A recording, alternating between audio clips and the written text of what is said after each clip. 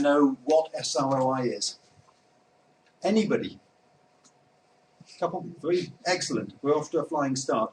I will assume infinite intelligence and zero knowledge. Is that a reasonable assumption? I'm going to take you through the format, three of the formats of the process of teaching primary school children for SROI. Now you may say, but we're all adults. But if you bear with me, I think you'll find it a useful process. So why do we do SROI? Everybody likes a story. Let's start with a story about drug rehabilitation. It's a family drug rehabilitation service. That means it takes the parent and their newborn baby, and the parent is taken through rehabilitation, and the result is that the child isn't taken away from the family, or is likely not to be taken away from the family, and the parent has a motivation for giving up on becoming clean. So, why did they approach social return on investment as a requirement? Well, we all know there's challenges for funding in the third sector. There's other people, not many other people doing family services, but there's other people doing drug rehabilitation services saying, look at us, we can bang on the door louder. And we know that everybody can see the services closing. What did they want from a social return on investment evaluation? They didn't just want, as you'll see way down there, a third of those points, they didn't just want a document they could wave in front of people to provide funding that would then allow them to say, give us more money. They wanted to use it for a purpose. They wanted to understand what they were doing well, what they needed to change, and what they could do new. And they decided, in order to approach me, they decided that what they needed was to use the social return on investment framework. And I'll come to what that is. And they did it jointly. We're doing it jointly with them doing some of the internal interviews. So they're interviewing, as an example, service users. I don't interview service users because they're vulnerable adults, and although I'm CRB cleared, I'm not CRB cleared on this specific requirement. So you use it when profit isn't the driving factor. That isn't the only time that you use it, but that's the kind of overriding theme that we're going to use today. When we want to know what we're getting back, but when what we're going to get back isn't necessarily straight cash. So a lot of what non-profit organisations, non-profit services deliver are what we call soft benefits, things that you can't put a straight value on. What SROI does is start to put tangible values on. It actually takes it a whole lot further, but we'll come to that. It gives you, is everybody familiar with this definition of a benefit? A benefit is something that a stakeholder perceives to be of value. Everybody familiar? Do I hear cheers from the audience? Yeah. Yes. Good. So we need to ask the stakeholders what they think the value of, in the case of their family drug rehabilitation service, what do they think the value of that service is? You go to your children and family service or your substance misuse service and you say, you use this service, what value do you ascribe to it? Now obviously they're going to say, I don't know.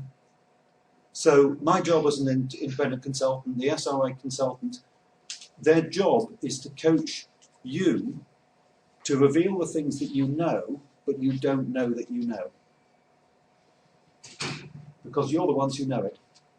And the SROI approach is an absolutely standard framework, and it works every time. And we'll go through what it is. Is it applicable in the commercial environment? Well, if you're building a new office, say, completely commercial, you want to make a profit, you've built your new office, what value does it give you?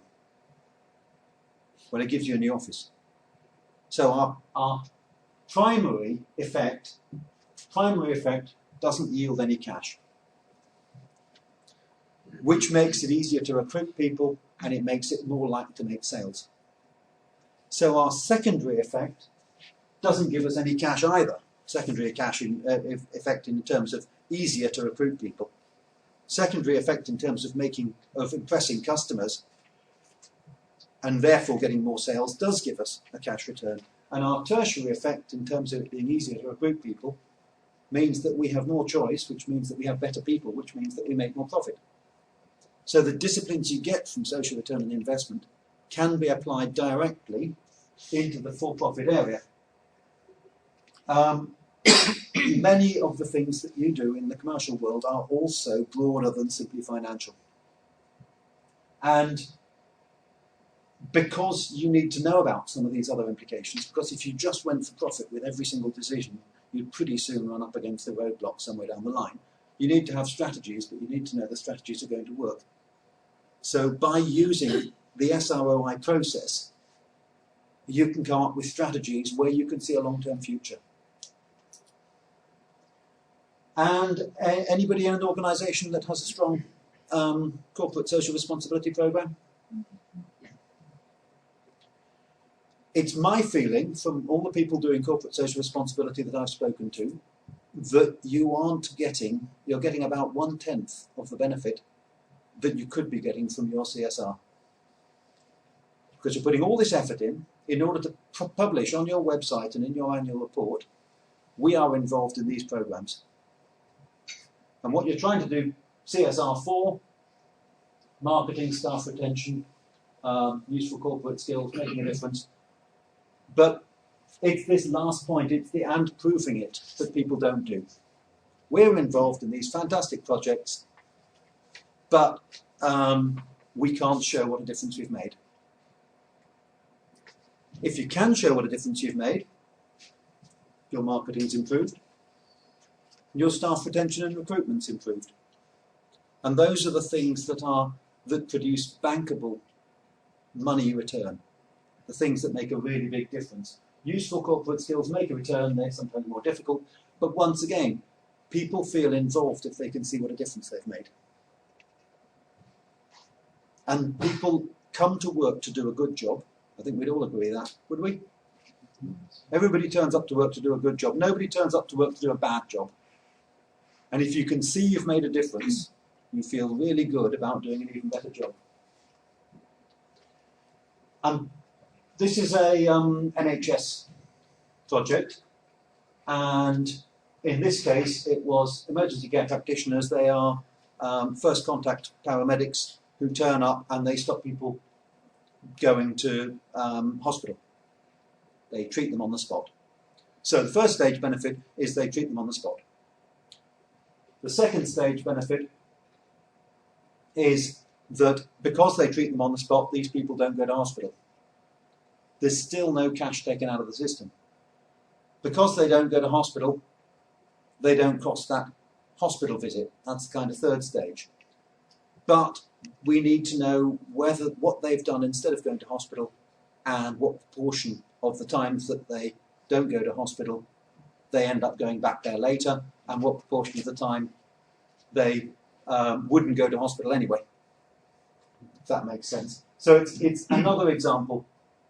And what you find with these things, there we got a study of the first paramedics to take on that particular role, and we were able to say we could save 1 million A&E visits per year by using 3,000 of these emergency care practitioners. Yep. So we've got a vast investment, we've got a saving of 1 million A&E visits. So does that save any money? Well, A&E visits are costed, but you've got the building, you've got the team, it's all in place.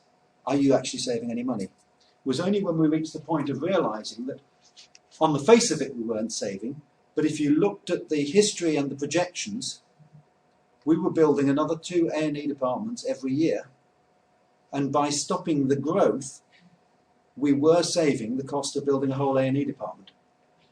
Because your commissioner, your primary care trust, buying A&E visits, pays less, but the hospital still has to keep A&E open. So you could say it wasn't saving until we found we were stopping the growth. So we're talking 1 million visits, 65 million a year, 2 new A&E departments, about the same, with genuine savings. This is money that doesn't need to be spent on that, it can be spent on something else. Right, benefits management, SROI is a specialist form of benefits management. So do you just use benefits management There's two places you could use it, the business case and the measurement, and I suggest there's actually four places. We all know that you use benefits management and you use social return on investment in its forecast form to create your business cases. Yes? Do I hear snores out there? Hope not. The point is that you also use it on an ongoing basis. So when you're running a project and you've got a decision to make, say the environment's changed, do you make your decision on getting the most number of your original outputs, the greatest part of your original scope, for the budget that you're left with? Or are you looking at it a different way?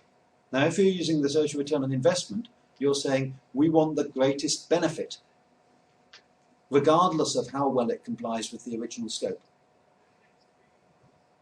So if you hit an obstacle to building a bridge across a gorge, then you might say, the point is to get people from one side of the gorge to the other, so we'll have balloon flights. Alternatively, if you're working on the spec, you might say, well, I'll build my bridge a quarter of the way out there because I've got as far as I possibly can towards the specification that I was working to. Does that make sense? Still with me? We often find when you deliver a project, how often do you find that you say, I've delivered your capability, and then the users have trouble using it because they didn't understand what it was there for. Absolutely key part of using SROI in the delivery of projects is that clarity that says the benefits don't get delivered till the users start using it, and SROI is both forecast and evaluative. But if we say at handover, this is what you're expected to find, and treat it as a core document, and therefore you should think about how you're going to deliver that, then it's important that it's there at handover. And finally, as you start to roll out, as your users start to use that capability, then they need to know what they're measuring, they need to measure, and they need to do those tweaks that are always needed after delivery in order to maximize that return on your investment. That makes sense? And it applies in the profit sector, and it applies in the non-profit sector. Well, I should say profit and non-profit.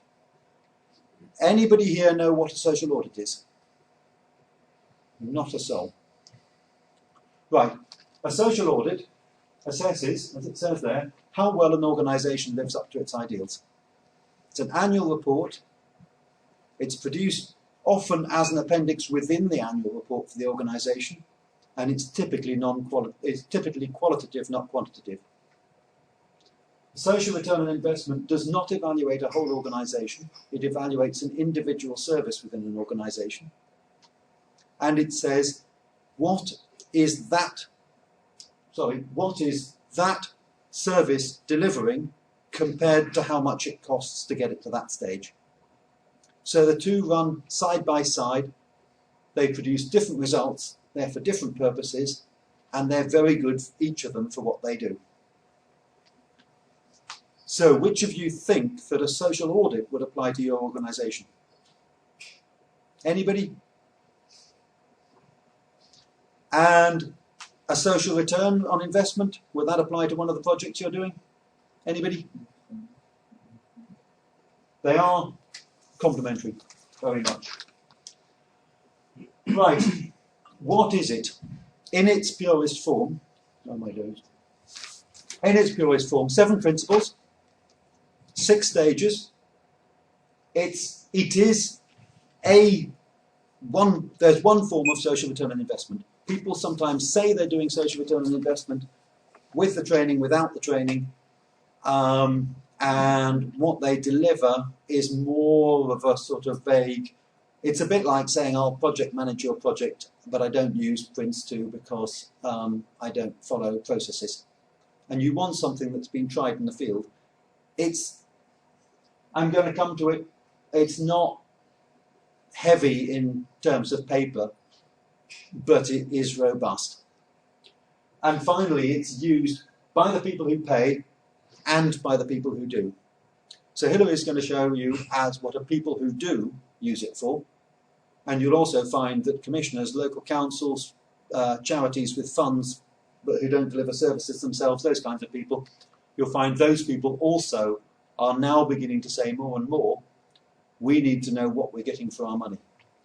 We need to know that you are delivering more for our money for our target audience than that person, or we need to know just how it balances up so that we can purchase a portfolio.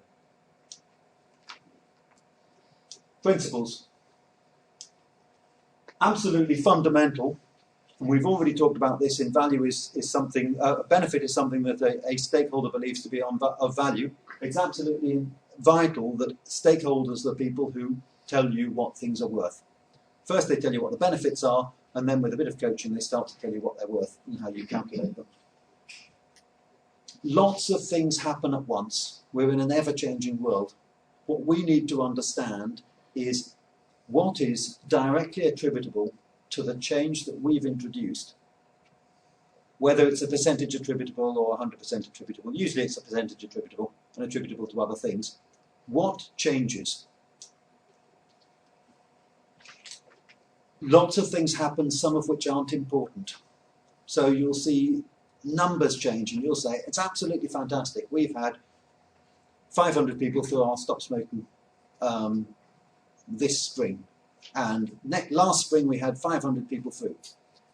And when you go into the Stop Smoking records, you find they're the same people. Every year they give up. Check if you don't believe me, it's what happens. Value things that matter. People are saying we want, the nurses themselves are saying we want the population to smoke less. So let's measure that. Value things that matter. Only include things that are relevant, that are, that are tangible, that are measurable, that are evidenceable. Don't count things twice. So we had the earlier example of not taking people to hospital. Well, we can say an A&E visit might cost this much. And a person who goes home and doesn't use A&E on that visit saves us this much. And you don't count them twice. You make sure you only count things once. And that you'll find very frequently in the days before social return on investment became a more standardized process. You'll find very frequently that the claims were just double counted, treble counted, more counted than that. Because we're involving stakeholders, we're sharing back our findings with the stakeholders. So I interview perhaps 40 people. I collate together all the 200 benefits that they all come back with. I coalesce them into 20 benefits where there's a lot of people saying the same thing, which is very helpful, because then I can triangulate. I can say, two people say that it works out as this value, one person says it's a little bit different. Let's get them discussing between them. Everything needs to be transparent. The stakeholders verify everything. The calculations need to be simple, the explanations need to be simple. It has to be obvious where things came from. And finally, check. Get it sanity checked. If I'm saying my scheme reduces sickness absence to 0, then get someone in the industry, amongst your stakeholders, the person who's actually asked for the social return on investment, to say, that doesn't sound right. The steps. First step, I think this would be normal in every scheme. Are we talking about a 2.5-year scope of value? Are we talking about a 20-year scope of value? If we look at that family drug rehabilitation service, are we talking about the whole of a child's life? Children of drug addicts cost this much over their lifetime? Or are we saying, actually, we're going to measure an area where we are more confident of the results, we're going to measure 12 years? Early school age. We're not going to go to ridiculous extremes. There are reasons for choosing different scopes, and it's more usual to stick to a length of time that you're confident of. So 5 years, 12 years, whatever. I've talked about getting 200 different benefits from different stakeholders from a whole lot of interviews and coalescing them. That's where you do this mapping exercise. Which stakeholder groups have a benefit from the same benefits? And these are all in order. You will do them in order. You might find during your stakeholder interviews, for example, when I'm doing an interview with a stakeholder, I'm typically doing 1 to 3 altogether. That comes with experience. Can we show that the outcomes we're getting, we can show what we would have got without? Therefore, we can show what the difference is. We can show what proportion is likely to happen. We'll come on to more examples that illustrate that. Can we show that they are a result of the change, and to what extent and what other factors might have contributed to them? Can we show that they're genuine? Can we show that this has made an impact? Or are we actually looking at the effects of a totally different project that happened to be started at the same time? Can we show in established impact, can we show the range of possible? Are we getting a 10% change? One person says, 2 people say we're getting between 25 and 30% change. Can we show the range of change that we can expect? Because when we come on to calculating the SROI, and the SROI is a very simple ratio. The ratio of the cost to the benefit. Yeah? Make sense? But the cost is the cost that they paid, that the other people, the end stakeholders paid for the service, plus the cost of their other costs to make use of that service. So our family drug rehabilitation, we've got the amount paid to Phoenix Futures in Sheffield, and then we've got the amount that the local authority still has to pay for their social workers to go up to Sheffield and check things are going smoothly. And the rehabilitation afterwards, the relocation afterwards, and all those things. We add all those costs together, there's our cost. And our benefits, we're saying, well, the benefits could be this much, or they could be this much, or actually they could be this much. So we end up with an SRI ratio that in its current form is just a minimum, an expected and a maximum, but I'm hoping to start producing a nice curve that says it's this much with this proportion. And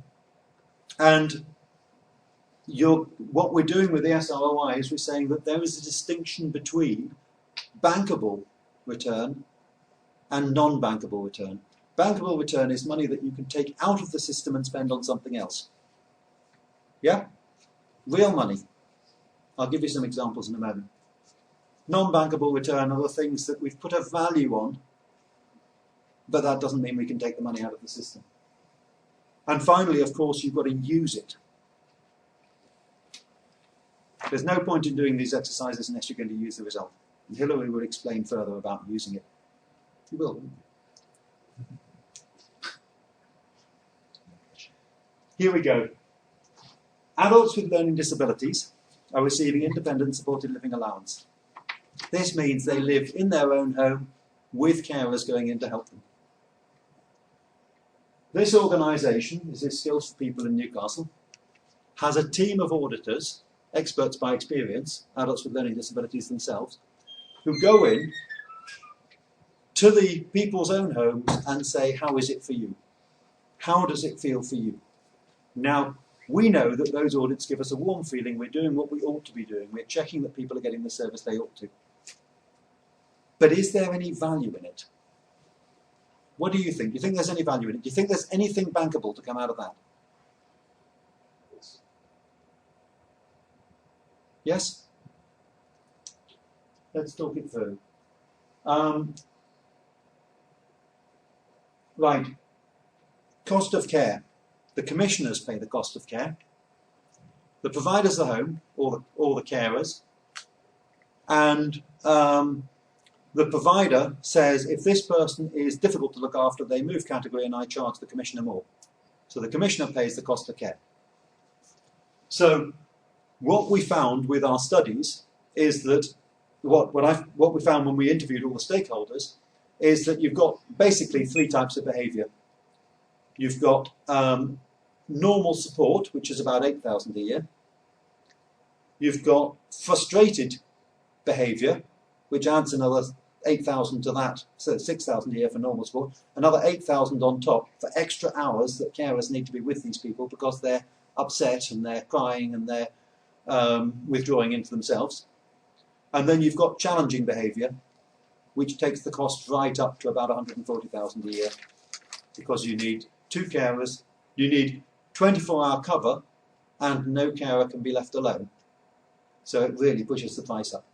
For the purposes of the study, I declared that challenging behaviour happened so rarely that we couldn't demonstrate what percentage difference these audits made. So let's focus on frustrated behaviour. There's actually another reason for doing that, but I won't talk about it just now. You can ask me afterwards. So we'll talk about frustrated behaviour. People, the users, felt they were being listened to. They could see it had been turned into writing. They could see that things were being done. They stopped exhibiting frustrated behaviour to a percentage level, which meant that, taking the total cost, not just of the money paid to do the audits, but the money paid to bring people to be audited, the money paid by the organisations to their own staff to organise the audits, to arrange for the people to come down, to arrange for the people to be got ready in their own homes in time to have the interviews. The sum total of all the costs, just the reduction in frustrated behaviour, ignoring challenging behaviour, frustrated behaviour, paid for the audits a couple of times over. That's pretty good going. Now we're talking about all the audits, not the audits paid for by the commissioners, all the audits, sum total. Now the provider pays for staffing. It's their problem. What we found was that the staffing sickness absence went from 5.5% to 4.5% sickness absence in the division that did the user audits. Does that sound reasonable? It's not a ridiculous number. It's not gone down to naught. It's not even gone down to half. And that figure, that change in staff sickness absence, plus the cost of staff turnover, because they found people felt more engaged with their work, enjoyed their work more, that paid for the audits another time over. So another stakeholder was getting their money back, commissioners and providers to the people who paid for these audits. We've got commissioners and providers between them found that they could put tangible figures, money that they could take out of the system, bankable money, out of the system. They could put figures against innovation, improvement, contract renewals. They could say, we are spending this much less on legal fees over contract renewals because we started doing audits compared with the next door people who aren't doing audits. We are spending less on pushing providers to get on with doing innovation, and it's saving us this much more because we did these user audits. We've got the regulators, we've got other stakeholders saying we're pleased about compliance. It's a number, you can put a cash value on it, it's not bankable. And finally, we've got the family and the users themselves saying we're really pleased that our relative is much happier in their home. Again, there are ways to put a figure on it and say it's a cash equivalent, but it's not bankable. It doesn't come from anybody. So we've got bankable, paying for the audits 3.5 times over, and we've got non-bankable, but you can put a figure on them. Is that a sensible distinction to make in social return on investment? So, you decide you want to do a social return on investment audit, evaluation. Or you might say you want to do a social return on investment forecast, which is when you're building your business case to roll out a new service. It works both ways. What do you need?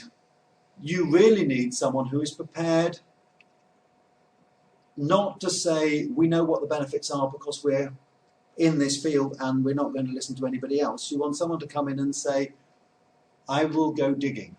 I will go searching and find out what the benefits are. As an example, in the last case, the stakeholders told me that challenging behaviour had reduced 2 years on, or throughout the period. the organisation that provided the audits had no idea that that's what was happening. They had absolutely no way of ever finding out. They didn't even think to ask the question, has staff turnover reduced? Yeah? So this is what you're looking for. You're looking for what your stakeholders say. And it's an unfortunate fact of life that very often your stakeholders will tell an independent a great deal more than they'll tell you. Does that make sense? And of course, we've got a set of principles which leads to a good SROI. And if you have skin in the game, if you're the client organisation that says we want an SROI of ourselves, it's very tempting to say, we'll just bend a few rules and try and do it on the cheap. Dare I say it. You'll notice that one of these logos at least is out of date. The Office for the Third Sector is now the Office for Civil Society. As far as this country, most English-speaking countries in the world say there's a right way to do social return on investment, but other people can say that they can do one because it's not a protected title, if you like. But you'll be familiar with NEF, you'll be familiar with the New Philanthropy, you'll be familiar with NCVO. There are some big organisations saying this is the direction of travel. Are there any logos there that not there that you think should be there? Happy? Let's carry on. I'm not going to spend much time talking about how to apply it because I'm really leaving that to Hilary. What I would like to talk about, though, is this event was organised by the Benefits Management SIG, Special Interest Group, and there are key lessons from social return on investment which do apply. It's a specialist form. Really, I think one of the key things to apply is this following the chain of what causes what, until you get to a point where you can say, that's real money. And that's real money that I know I can take out of the system. And this emphasis on saying benefits are in the eye of the beholder. They're not in the eye of the person who's made them, because you will have a, shall we say, optimistic view of what you're doing. And you might miss the most important things. All the most important findings from the user audits, user experience audits, the people doing the user experience audits had no idea that that's what was going on.